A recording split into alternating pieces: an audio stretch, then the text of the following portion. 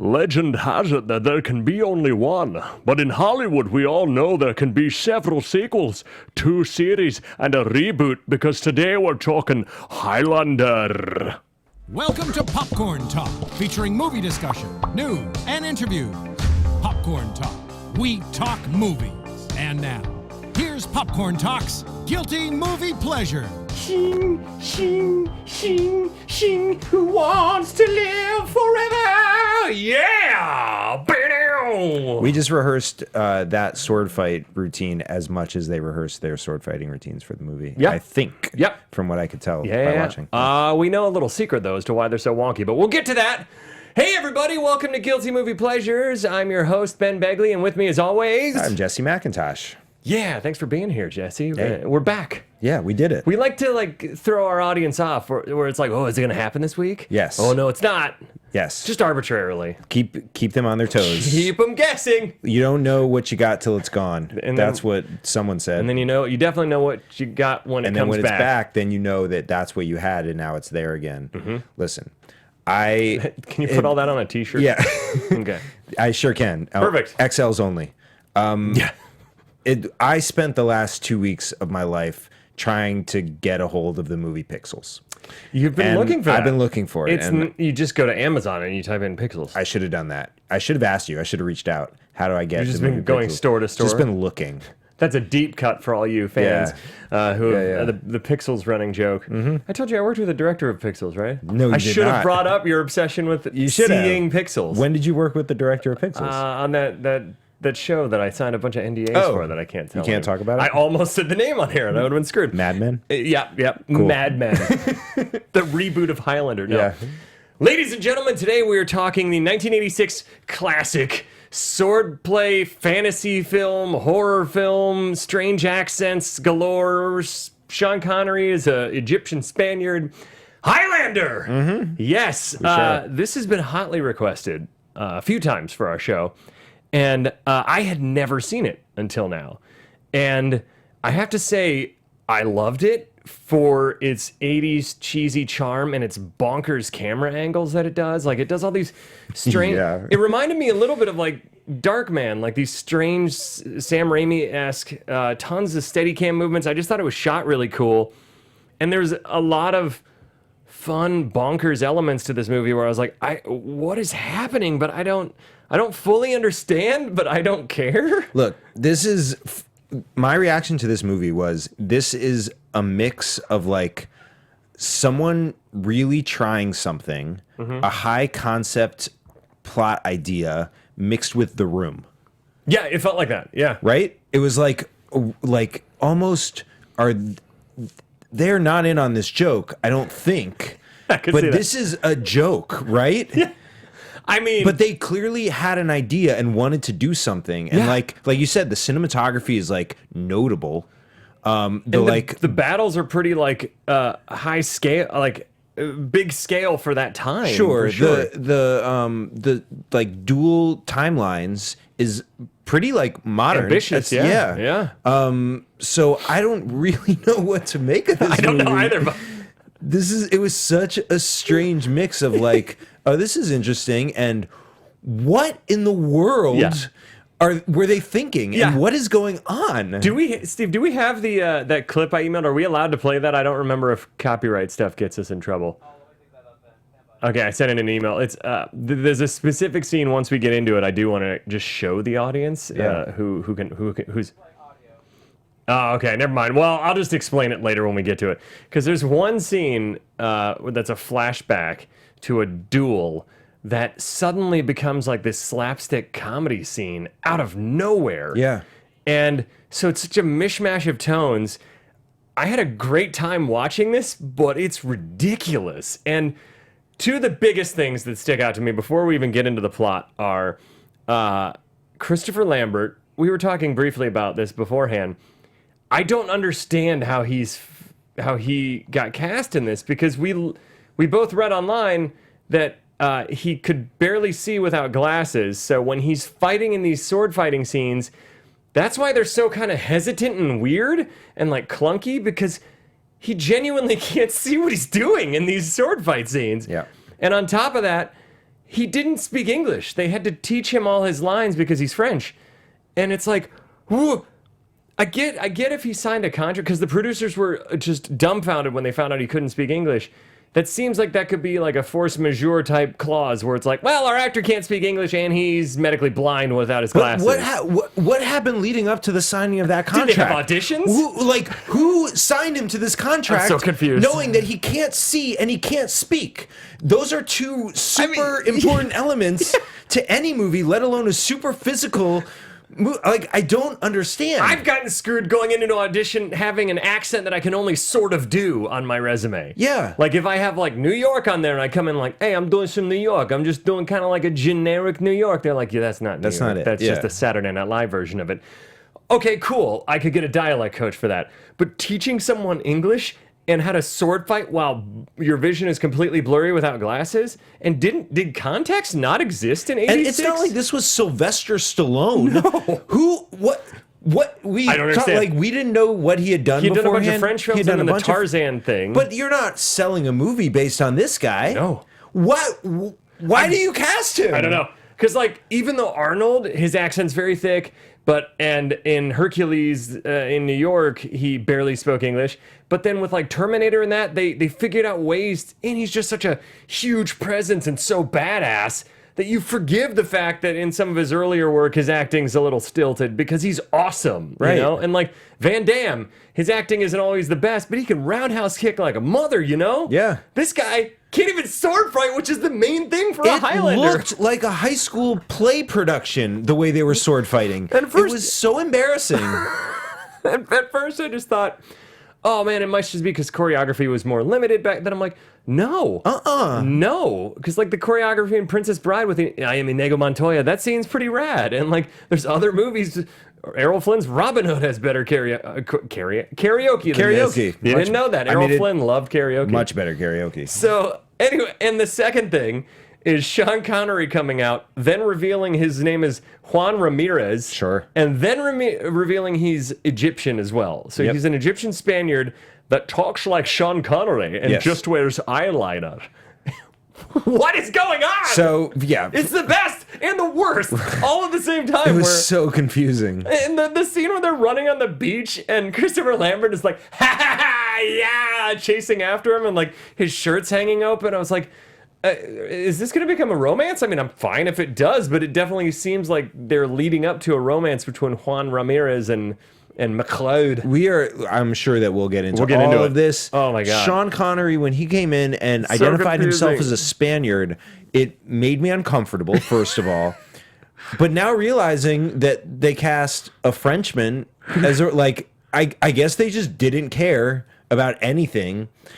I don't understand why not, because it was so unimportant where Sean Connery was from. Yeah. Why not just make him... Isn't he like? Is he Scottish or Irish? Or yeah, one of those. Why not make him from Great Britain? Especially since it all takes place in Scotland. Sure. Like, why not make it that? Yeah. Now, all that said, the actual idea of Highlander is super cool. Yes. Which is why it spawned so many sequels and TV shows. And I think the new reboot that the guy that did John Wick is doing will be awesome because there's room for improvement. You know, it's like rebooting Gremlins is dumb because Gremlins is a near perfect movie for me. That's why also Jurassic Park has never gotten as good as the first one because Jurassic Park 1 is pretty much perfect. And, like, honestly, and granted I haven't seen it, but they should not reboot Pixels. They shouldn't, because I imagine perfect movie. Perfect movie. Sorry. So let's get into the plot in under 3 minutes. Why don't we? You want to do that? Did you have something else real quick? Well, something that I tweeted out, and this is just like an overarching concern of mine. As I was watching, I got halfway through, and I had heard several times, and going in, the only thing that I knew about Highlander is that there could only be one. I've made that reference several times. That's the only thing I knew about it, and halfway through the movie, I had heard that from a couple different people several times throughout the movie, and I was hoping I would get an explanation by the end, but I did not. I don't understand why there can only be one. Why can there only be one? I mean, I know that they gain power with each person they kill. But it seems like, and that it's called the quickening whenever they get fewer in numbers. Yep. But why? Like, if I was immortal, Yep. I would just make a pact with the other immortals, like, yo, dog, let's just all be immortal together and hang out and be friends for life. You know, like Kurgan, what's his end game? He kills everybody. He's the most powerful. Then he just saunters around Earth doing what? Don't know. Like, everybody you love will die. So why wouldn't you want to, like, and are no females immortal? Because so far I've only seen dudes. Yeah, I think only dudes. And up to this point, there has been more than one. So I don't understand. Like, they weren't immortal and just immediately thrown into a cage guess they're match. the last of a dying immortal race. But But if you're endangered, why would you want only one? yeah. It's not like we're And like, they hey, can't- there's the bald eagle. There can be only one, and then they go murder all the other bald eagles. They also weren't born of other immortals. They were born of mortal humans because he could not have a child as an immortal. But then at the end, he can, he says in the voiceover, the end voiceover. Is that why there can be only one? Because once there's one, you can have a child again? And then does it all start over? But then there are more than one. I don't know. I just want to slam my head against the desk. It's such an important part of the lore. Mythology doesn't, yeah. And I wish I knew You want to why. get mind effed even more? would love Apparently, Highlander 2, The Quickening. Yep. It turns out that they're alien. They're an alien race that the immortals have infiltrated Earth, and more come back because he's the only one left. More aliens come back to try and kill him. Why? You haven't seen it. No, I haven't seen it. Yeah, but I bet they don't answer that I bet question. they don't answer. It's an important question when you're writing a movie. Just ask yourself why.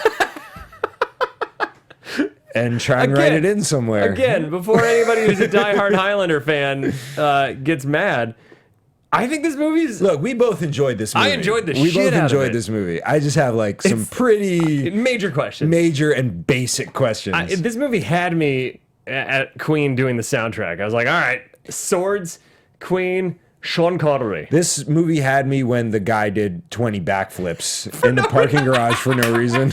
I was loving that. It's just like, man, you're just showing off Like, now. you're going to be faster if you run, man. This is not efficient. It's also the best of how many times in sword fights they spun around and swung, which is a completely inefficient way to sword fight. Yeah. Because the second you turn your back, somebody could just be like, ha-ha! Right. You're dead! Right. All right. But I did it with a flourish. Let's do the plot in under 3 minutes, because there's a lot to unpack in this glorious, glorious 80s movie. Are we ready? Yes, we are. In 5, I don't even know if I can remember. 4, 3, 2, 1. How does it start? Well, I think it starts at Madison Square Garden Yes, with a yes, wrestling with the match. weird wrestling match. And he's just like sitting there for some reason, and then he Sulking. leaves and he goes to the garage, and then he gets attacked by this guy. The backflipper. They sword fight, and the guy backflips, and then he cuts off his head, and he gets a lightning bolt. Highlander lightning bolt Yeah, and orgasm? then he tries to escape, and the police are there, and the police bring him in and for questioning. Oh, yeah. And then the police are all like rowdy with him and like making homophobic slurs Yeah. and stuff. And then he punches one, Yep. and then they're like, "Do you have anything on me?" And I'd be like, "Yeah, you yeah, just he punched just punched an officer. And they're like, "Get out of here!" He's like, "All right, thanks." All right, thanks. Anyways, so then there's this girl named Brenda who's also a woman named Brenda who's also a police officer, and or she's like forensic science. She's or something. forensic, but she's also a sword expert. Super stoked on swords. She finds metal that leads her to find out that the sword that was used in the murder was dated 600 BC. She goes in search of him. She finds him. He's all like cagey with her. I think he fights somebody else. Yeah, so she's at the bar, and Yeah, she follows him, Yeah. and then he gets in a fight with someone, and then it's like the main bad guy. Yeah, Kurgan. Well, oh yeah, because then Kurgan comes rolling into town. Yeah. And we get all these flashbacks showing him in Scotland and how he was stabbed on the battlefield but survived. And everybody's like, "You're a witch!" And even this woman that he loved, they want to burn him at the stake, and instead they exile him. And then he finds another woman that he falls in love with, and he meets Sean Connery, the Spaniard named Ramirez, and they start training. So that's all that stuff. Now we're back to present day. Yep. And that's when Then the police Kurgan like chase first him away, fights. and then and then they're onto her because they're like she's following this guy for some reason. Yeah. And then she tracks him down to his store, his antique shop, store. yep. And there's some like super awkward chemistry, I guess, between them. And they set up this fake date, but she's trying to like get information on him, and he knows what's up. Yeah. And then And then they have sex. Yeah, they they have sure sex. do. And then and they have sex, and then later on, and then they kind of split off. And Highlander just kind of, McLeod just kind of disappears from major things. He goes and meets his friend, and they talk on the bridge for 1 second, just so they can flash back to a drunken duel that makes no sense. Yep. And then his friend And so immediately the friend can in the die. next in the next scene gets killed. Yeah. And then Kurgan has another lightning bolt orgasm, and then eventually Kurgan kidnaps the Brenda, and then in this awesome scene, he's driving with her on the roof of the car, right? Yeah, they play chicken. They play They're chicken. like, Oh no, there's there's an old lady on the roof of the Yeah. car. And then there's she's in the car seat and he's playing chicken, and then they end up fighting on top of the Silver Cup Studios or whatever, and all the letters fall down, and then they end up falling into a warehouse fighting. He cuts off his head. There can be only one, and now he apparently can have kids now. That Yeah, they're I gonna guess so. And he's mortal. They I guess say, he's sort mortal. of. That's the prize. You get to die. Yeah, I guess. Ooh, good Yeah. sound effect. I like that. So yeah, there's a lot of weird stuff that happens in this. Was there a moment with an old lady on the hood Yeah, of the there car? sure was when the guy tries to steal a car. So he cuts off the friend who we just met. Yeah. He cuts off that guy's head. Yeah. And there's a big crowd, and the army guy with the gun just like unloads on him. Yeah, yeah. And then nothing happens to him, and then he's got to make an escape. So he goes and he steals the car. And the best is the old guy's like, "Hey, my car!" not worried about his wife. And no one in this entire movie is like, why is there so much sword fighting? It's the best. No one's like, why are two people so proficient at swords and just going one's at? proficient. I know, but like in the world, of the movie, they're supposed to be proficient. Even right? half-blind McLeod is proficient with the sword compared to most normal people. Yeah, yeah. This movie, I need to research more, like, what the choice for Christopher Lambert, because he even looks, he's a goofy looking dude, and they even commented on how his eyes cross every once in a while, probably because he's trying to focus. He can't see. He's literally like trying to focus at all points in scenes. It truly mirrored The Room to me. Like he was such. It was like Tommy Wiseau playing McLeod. It was a weird and uninspired and unmotivated performance, and just random laughter and random. His laughter made me more uneasy than any horror film I've seen in recent memory. Very, very strange. And just like lingering on stuff. A couple of my later sound clips will hear the Happy Halloween and laugh, and then there was another laugh where they just like linger on it for maybe 10 seconds too long. And I get the fact that he was learning English, but clearly he'd known how to laugh. But he knows how to laugh. Like everybody. He knows how to laugh, and he knows how to run with another human.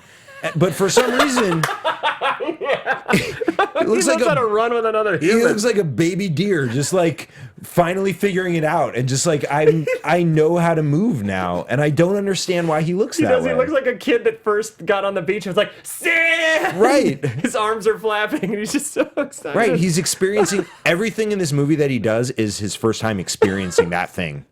It's unbelievable. Oh, but I still love this movie. Everything we're saying. Let's play the intro with Sean Connery, which I actually rewound twice to be like, wait, okay, no, I didn't miss anything. They just don't fully explain everything. Nope. From the dawn of time we came, Okay. moving silently down through the centuries, living many secret lives, struggling to reach the time of the gathering, when the few who remain will battle to the last. No one has ever known we were among you, until now.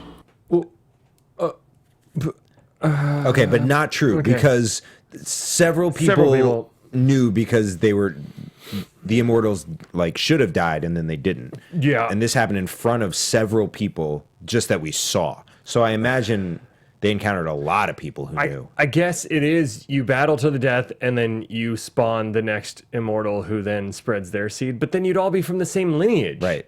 You'd all be brothers. I don't understand. The other thing is the gathering. Understand. The gathering. Why do they call it the gathering and the quickening? Well, the gathering is when they're all supposed to come together and have a big fight. Yeah, Right. the quickening is in reference to, I read this on IMDb, I'm not this smart, to labor, when the baby starts getting more, when dilation starts and the baby's about to be born. It's called the quickening. Apparently, they said on IMDb. And it's very confusing. And leavening is what you put in bread.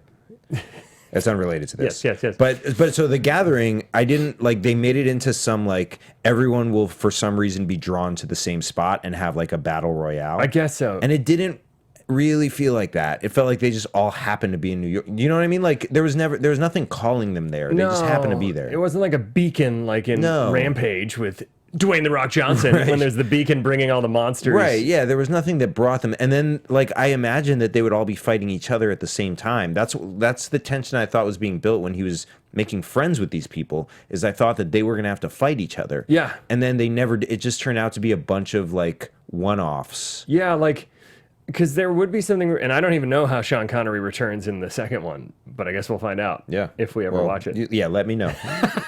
Okay, what do you always say? I hear good things. Yeah, I hear good things. I hear good things about it. So yeah, it's so bizarre to me though, because like when Sean Connery first starts training him, I'm like, what is your goal here though? Because eventually he'll have to kill you, right? Yeah, you should just kill him now.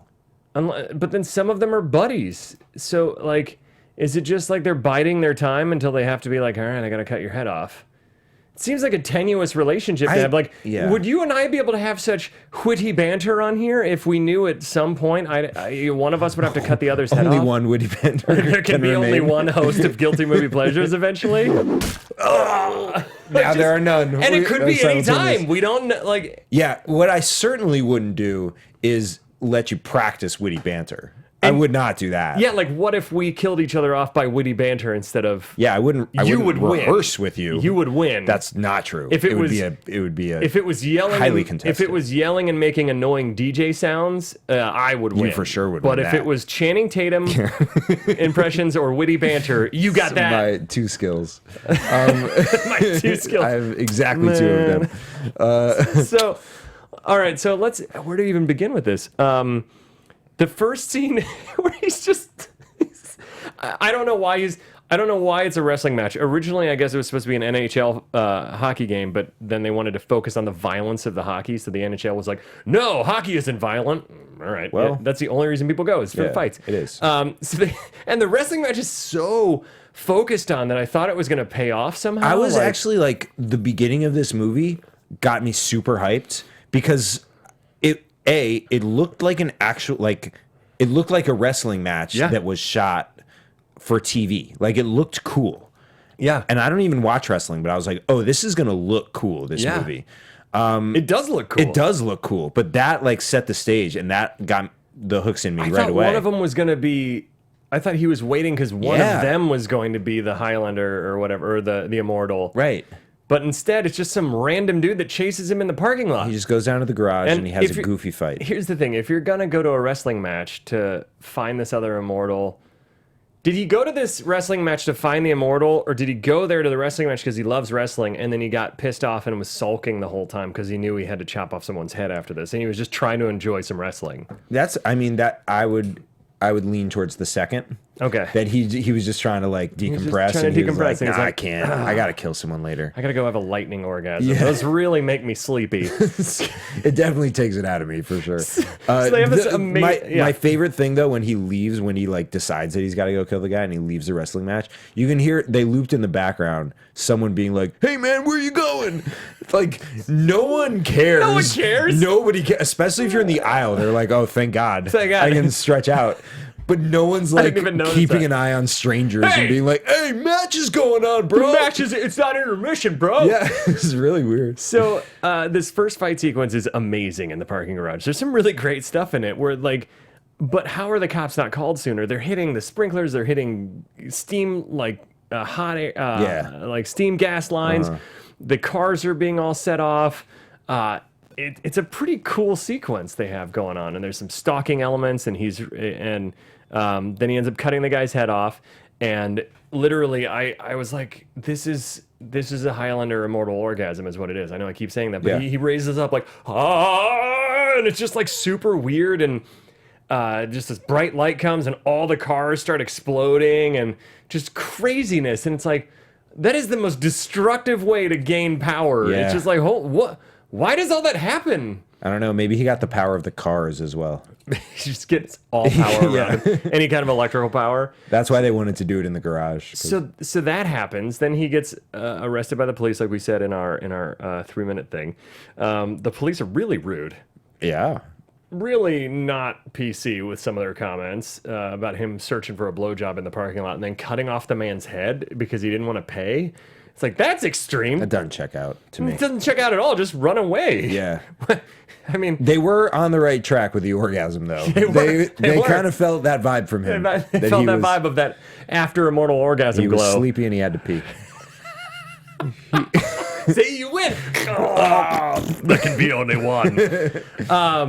Then he punches the cop, like we talked about, which is, I don't care if the cop's being a huge a-hole to you or not. You can't. I wouldn't do it. Punch a cop. No. Mm-mm. And you and I had the same reaction when he's like, "You got anything on me?" It's like, well, yeah, everyone just saw you assault a police officer, and then resist 3 others as they tried to hold you back from assaulting him again. And like, even if you hadn't done that, you were like resisting arrest and escaping a crime scene. So like, they suspect you on a beheading charge. I think they're gonna hold you in a jail cell for a little bit of time. They let him go real quick while I figure this out. It's not just like, you don't have anything, do you? All right, I'm out of here. No, that's not how it works. We suspect you cut someone's head off, so you're going to stay right here with our eyes on you. And then for the most part, it doesn't really seem like they tail him too much. They do a little bit. They only tail Brenda, really. Yeah, and Brenda gets super stoked and geeked out, and we find out later that she wrote this book on metallology or something. Yeah, I would have preferred that she just wasn't in the police. Because, like, I don't buy it that someone wrote a book on a hobby that they have when they have a full other career that they're supposed to be passionate about. And particularly not when you're like supposed to be forensics for modern day weaponry and you're such an expert on ancient swords. That doesn't really that didn't seem right. Maybe to me. it was her thesis, and then she expanded it over Could the have been, years. but then maybe she should have been an antique dealer. You know what I mean? But he was an antique dealer because I assume that's the only way he can pay for things is by selling off all the old stuff from since he's been alive since 1700 something. Yeah, but just in like if it had been, she would have either been a professor or an antique dealer if it were a real life thing. Yeah, she would have been like the Indiana Jones of metallology. Yeah, that's all. Not to be confused with AC/DC fans. Hey, is that considered metal? I consider it to be. Sure. I like R&B, so. So. This next sound clip is in the past where we're in the 1700s in Scotland and there's this battle and no one will fight him and he's just sitting there watching all of his friends get murdered. He's so and sad. just kind of like, He's so sad. But instead of like saving his friends or fighting or starting a fight with anyone, no one will fight him because Kurgan, we find out that's his name, Clancy Brown, is gunning for him. But we don't know that at the time. We just hear this. Nobody will fight me. They all run away. They all run away. Why do they all run away? But he's literally, you just see several shots of his fellow soldiers getting stabbed and murdered, and he's just like, maybe jump in and go, "Whoa, buddy! Yeah. Hey, I'll save you." What are you there? You're not looking for a dance partner, man. Just like get in there. Can you imagine that? Yeah. If like, I don't know, Mel Gibson in Braveheart, if he's like, "Alpha and he charges in and nobody fights him. So like his buddy with the big beard and the other kind of crazy Irishman gets killed and he's like, "Nobody will fight me." And you're just like, and just his horse keeps going. You're like, wait. And he's like crosses the threshold. Yeah. But they're killing all your friends. Yeah, go ahead and fight someone, man. This is the cop. This next sound clip, we jumped around a little, is when the cop is very, very aggressive about making sure McLeod, a.k.a. Nash, is his current last name, something like Robert Nash, making sure he doesn't move. Right. Don't move, pal. Don't even breathe. That's a tough ask. I love when people say that unironically in movies. Yeah. Like, don't even breathe. Are you passively killing me right now? Yeah, I mean, that's a really, really big ask. Yeah. Don't move, pal. Don't. He's the most New York guy. Like, if I did that accent for an audition and said I can do New York, they'd be like, we haven't had an audition this bad since Christopher Lambert and Highlander. Right, yeah, but how authentic did it sound next to Christopher Lambert? It's just like non-specific And his English. dialect coach apparently figured out an accent that seemed just generic, like European. But every movie I've seen Christopher Lambert in, aside from this, like Mortal Kombat, and there's a few other random ones I've seen him in, he still has this accent because I assume it's because he learned English that way. So Yeah. it like never went away. You can spin it and say that a dialect coach decided on this, but this was how he was going to do it. Okay. And Yeah. I think that's just because that's how he speaks English, like that's how he learned English. And so like dialect coach or not, it would have turned out that way. I just want to randomly laugh like that in life. I can't even do it. It's so weird. It's very weird. Even Tommy Wiseau laughs more authentically. Maybe not. I think it's similarly Good doggy. So holy crap. Then Brenda's trying to figure out what's going on. She can't figure out how this sword exists. She's on a day. We skip around a little bit. He gets stabbed in the past, like we said. Everybody tries to stone him. He leaves. He falls in love with another woman. Then randomly, Sean Connery just shows up on the beach, right? Yeah, while they're in the middle of their sexy time picnic. Yeah. What a cock blocker, am I right? Like, and then he's not even like, excuse me. he's just like, He's just like, now I'm here. haven't you ever seen a Spaniard before? An Egyptian Spaniard? Yeah. This is how we talk. Get up and train. And he's Yeah, like, it's like- well, I'm in the middle of a date, actually. So they Can start- we do this later? They start training, but now back in the present day, Brenda's on a quest. Clip number 4. Who in the name of God was that? I called you Highlander. What did it mean? There can only be one. Only one what? So, after watching this movie, I basically said this exact same thing. So let's just play it again. Play clip number 4 again, because this is my inner. Who in the name of God was that? I called you Highlander. What did it mean? There can only be one. Only one what? This is basically what I said.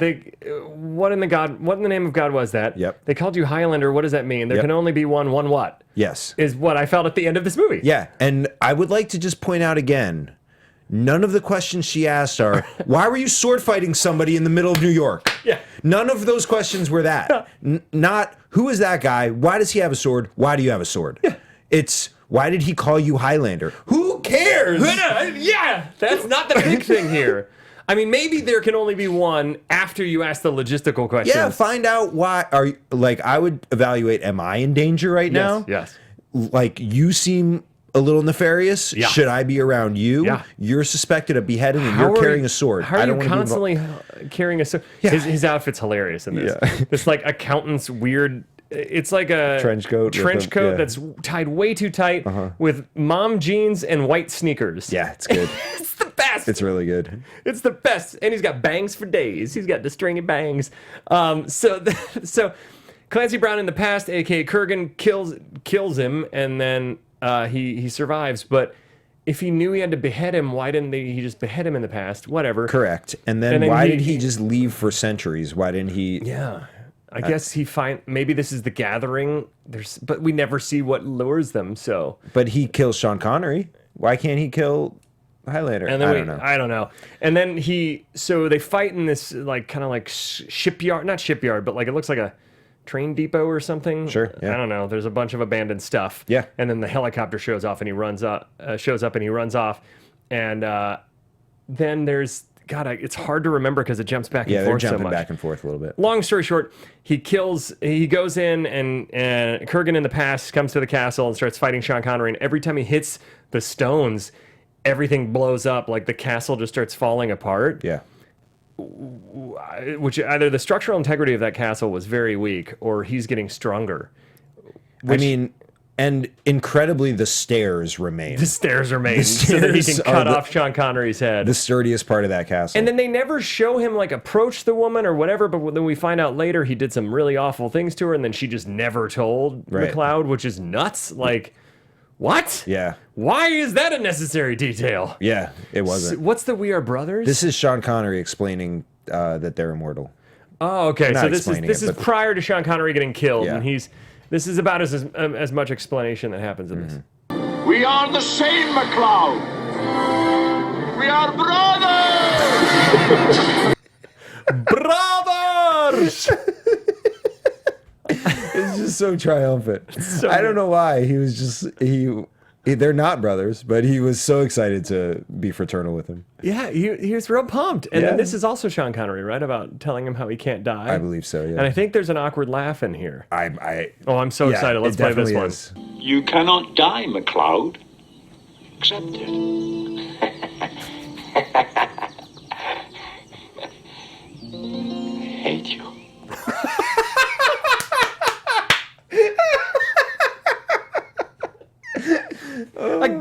such a Tommy Wiseau Yeah, moment. that's what I'm saying. It's like I hate you. it's so weird. So weird. It doesn't. I don't understand that. That is not a response to telling somebody, No. you're immortal, you can't die. Accept it. You'd be like, yeah, right, or okay, prove. I don't even know. Because already he has survived a mortal wound. Right. Doesn't make any sense. I don't. And he just like was able to not drown. Yeah. Like he fell into the water. Yeah. And lived underwater for a little bit. That's actually a really cool shot where he's sword fighting underwater. Yeah. Because he can really go at it because he's not worried about hurting anyone. Whereas in the other scenes when he's really fighting, you can tell there's a hesitancy of like, really holding God, back. I hope I don't accidentally kill the safety concern of having somebody who's near blind without glasses with giant metal swords fighting another actor. It seems like that would be an insurance nightmare. Yeah, I would have maybe, and I hate to keep coming back to this, cast someone else. Maybe. This is when McLeod, aka Nash, is he smells a wine that's from 1783, right? It was like a brandy, I believe. I didn't It even was know some brandy sort is of that liquor. old. Yeah. Can you have brandy that's 400 years old? I Is probably that, wouldn't. Is that possible? I don't know. Let's play. I mean, that would be expensive brandy if it's, at the time. That's expensive. That's 220 years old. Yeah. Maybe it can happen. Let's Yeah, I play don't it. know. 1783 was a very good year. Mozart wrote his great mass. The Montgolfier brothers went up in their first balloon. Ooh, I like the lights. And England recognized the independence of the United States. Is that right? Yes. And England recognized the independence of the United States is the most like well-known detail of 1783. Yeah. For her to be like, is that right? Yes. Yes. So weird. Here's the thing. I've not been alive for 400 years. No. If you were to ask me, name 3 things that happened in 2013, Oh God. I would be like, I couldn't even tell you what won Best Picture for 2013. I have no idea. I couldn't name a single thing that happened that I could tell you for sure happened in 2013. I could tell you generally what happened in the last 10 or 15 years. Yeah. But I couldn't nail it down to a single year. And the fact that he, an immortal 500-year-old man, can nail down a specific year over 200 years ago, I think, is remarkable. Yeah. And should be applauded. 203 years. Sorry, it was 1783. It's 1986. They should have made a bigger deal about it in the movie. His memory. Yeah. Because that's incredible. He's got a memory like an elephant has memory. Yeah. Long memory. That's right? the one, yeah. That's the one. They never forget. There can be only one because they remember everything. Then there's there's this awesome sequence where right after. Okay, we got to unpack this one little moment because, oh man, we're running out of time. Yeah, I We know. started a little late. Okay, so here, he meets up with his friend who you think is gonna like fight with him in the end or something. They seem like buddy, like Carl Weathers and like Apollo Creed and Rocky. You're like, oh, this is gonna be great. And then they flash back to this drunken fight, this duel where apparently he called this guy's wife something really distasteful. And the guy just keeps stabbing him, and he gets up and he's like, haha, okay, one more. And he keeps stabbing him and eventually apologizes and walks off. And then the guy's assistant runs off, and the Duke or whatever shoots his assistant. Well, and his assistant is like trying to make out with him every single time. It doesn't make any sense. It's so weird. It literally goes into like slapstick Monty Python here, where I'm like, this is intentionally super ridiculous. Yeah. How come the rest of the movie isn't so, you know what I mean? Right, Like, yeah. Yeah, it was a strange departure. Yeah. And then it goes back and immediately Apollo Creed Highlander gets killed. Yeah. In They're an- like fighting. It's like cut back Yeah. to now he's fighting for his life. Yeah. And why Clancy Brown is able to find them, I guess they sense each other. I don't know. They have spider sense for each other. Sure. But this Marine drives up and has just a fully like a machine gun in his trunk or in his passenger seat. Yeah. Starts unloading on Kurgan. Then he gets stabbed and lifted up in the air and tossed. And he survives. And is okay. That's insane. Not like lifted and held and like Yeah. twisted. Here's and, the thing. Yeah. already you're stabbed through your stomach. Yes. There's several vital organs. You need those. And then you're lifted up by it. Chances are it tears even more. Yeah. And then you're tossed across the alley. There's concussions. There's bleeding out. You're dead. Yeah, you're There's going to no die way. if you and go the sword through was that. like it was like this big of a hole in your body that twists. Yeah. Dead. Maybe that Marine is a Highlander and we don't know. Listen. He just found out. Yeah. There might be only two. There might be only two. There can be only two. There can be only two. So this is him in the hospital room lamenting, kind of like the guy in Tremors. Yeah. Lamenting that he was all prepared, but not for this. Got me a 357. Got me a truckload of shotguns. I got 3 big bore battle rifles. And ammo out the ass. And I ain't safe. I can't protect myself. It seems like maybe people should be afraid of you. Yeah. Also, and I hate to be the one to bring this up, man, but you walked in on the fight. No one started a fight with you. Nope. No one was trying, like, you were just in the battle. You were doing what Highlander should have done, which is look for someone to fight. Yeah. You're not protecting yourself. You were just unloading on a stranger. You just were like, all right, I got the hero complex. I got guns. Yeah, you decided which one of those was the bad guy. Yeah. Okay, Rambo. Yeah. All right, chill out. Yeah, you had no context for that fight, and you just shot one of them. Yeah, I mean, you did see the other get his head cut off. Yeah, but maybe that was the bad guy that never got his know. head cut off. You Yeah. don't know. Yeah. How do we know who the bad guy with the sword is or the good guy with You the sword? got to ask questions. You got to ask the questions. Yeah. So then Kurgan apparently. Oh, we forgot to mention that there's this one rule that on holy ground Highlanders can't fight each other. Why we don't know? Because are they angels? Are they tied to God somehow? Or the devil? Who knows?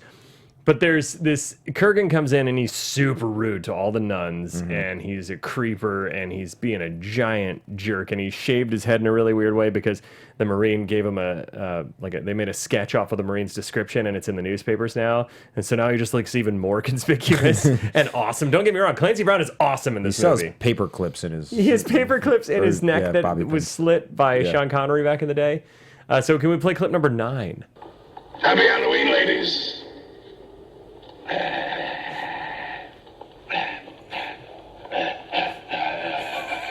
Yep. Yep, that happened. Way too long. So the entire time that what he's doing is flicking his tongue at nuns as he's making that noise. Yeah. So it goes on for an uncomfortably long time. More than I was comfortable with, for sure. Yeah. But then, so they end up, Brenda gets kidnapped. There's this amazing sequence where he steals the car. He throws this old dude out and then steals the car. And then the woman's on the hood, right? Somebody's on Yeah. The woman's on How the does she hood. get on the hood? That is unclear. He throws the guy out, and then he's in the car with the woman, and then somehow the woman ends up on the hood. Yeah, and he's just driving around with her and flings her off. Then he picks up Brenda and he kidnaps her, and then he's slamming into people playing chicken. Yeah, and it's this really I know rad we're running out of sequence, time. yeah. My favorite part of the movie is when Highlander tells Brenda, "I'm immortal," and he makes her stab him, and then he lives, and then she's like, "Hell yeah." And then they start making out. That's so weird. That's so weird. They just start boning for no Yeah. reason. It's like, I've always wanted to meet an immortal. Like what? I don't know, because right. it was the 80s and they just had to throw in boobs somewhere in a sex scene. Yeah. So then they have this. I thought the fight scene at the end was pretty rad because it's I think it's Silver Cup Studios. And they set it up where they're like hacking away at the letters and then the water tower. So there's this amazing shot where the water tower and all the letters start falling one by one as they're fighting. And I think it was stuntmen doing it because the fight scenes were more elaborate and cool. It was dark, so. And it just looks super rad. And Brenda's tied up and she falls and she ends up saving herself, which was cool instead of having Highlander save her. Yeah. And then they crash through to this empty warehouse and they're fighting each other there. And it goes back to a little more awkward swordplay because it's dark. So you guarantee if you have blurry vision without glasses and it's pitch dark in this empty warehouse, he had to have a really hard time. You're just swinging at sounds at that point. Yeah. And he's just hoping for sonar. Yeah. So then he ends up killing Clancy Brown, cutting off his head, having another lightning orgasm, and then he says this. There can be only one. And then we have a voiceover that apparently now he can have kids. And I don't really know. And then he's hanging out with Brenda, and he's I cool. tried to follow because throughout the whole thing, they're like, if you're the last one, you get the prize. The prize. Which drove me nuts because I was like, no one knows what the prize is. And I guess I still don't know. I guess the prize is now you can die. That's what it seems like. But then in 2, he's immortal still. So I don't know. I don't know what the prize. Maybe the prize is this you can have movie kids. leaves you with more questions than answers. Many more questions. So if I wish at the end of this I could say that out of all the questions I have, there can only be one. There can be only one. But instead, there can be only several. Only many. But hey, whatever. Like I said, this movie was a blast and ridiculous, and I laughed my ass off so many times, and I'm actually kind of stoked. Please, viewers watching this or listeners, let me know if any of the other Highlander movies are worth watching, because I'm kind of interested. And also let us know what you think of the reboot coming out with the John Wick director. Until next time, where can they see you, Jesse? You can find me on Twitter and Instagram at TooMuchJesse and for sketch at The Prom Losers. You can find me at the Ben Begley on Twitter and Instagram. And this quirky little short that I've said a couple times, if you haven't checked it out, it's on Vimeo. It's called Rubes, R-U-B-E-S. Check it out. I play a gleeful psychopath in it. Until next time, there can be only one guilty movie pleasures. From producers Maria Menounos, Kevin Undergaro, Phil Svitek, and the entire Popcorn Talk Network, we would like to thank you for tuning in. For questions or comments, be sure to visit popcorntalk.com. I'm Sir Richard Wentworth, and this has been a presentation of the Popcorn Talk Network. The views expressed herein are those of the hosts only and do not necessarily reflect the views of the Popcorn Talk Network or its owners or principals.